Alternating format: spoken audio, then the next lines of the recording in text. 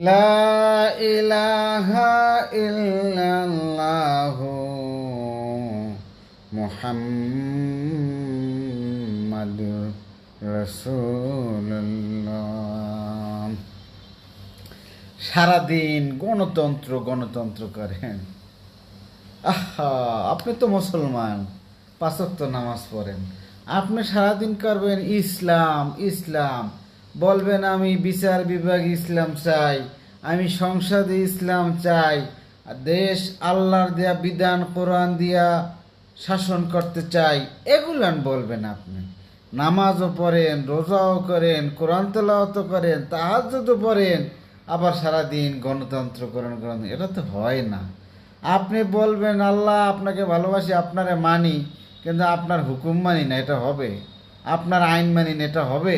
আপনি একজন common sense সাধারণ জ্ঞানে চিন্তা করেন।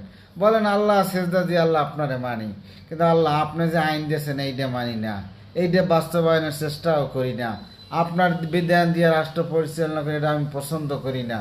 তাহলে আপনি কিভাবে একজন নামাজি হইয়া, আল্লাহ আল্লাহ হইয়া, মুসলমান হইয়া পরকাল বিশ্বাস করবেন, মৃত্যু হবে, আল্লাহর কাছে জবাবদিহি করতে হবে, এগুলো সব বোঝার পরও, জানার পরও আপনি কিভাবে গণতন্ত্র গণতন্ত্র করেন? আপনি করবেন ইসলাম, আমি ইসলাম চাই, আমি ইসলাম চাই, আমি ইসলাম চাই।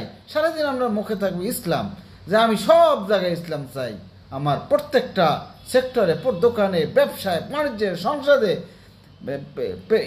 সংসদ ভবনে, বিচার বিভাগে, সব জায়গায় আমি ইসলাম চাই। আপনার থাকবে ইসলাম। আমাদের দাবি হওয়া উচিত ইসলাম। আল্লাহ তাআলা আমাদেরকে বোঝার তৌফিক দান করে।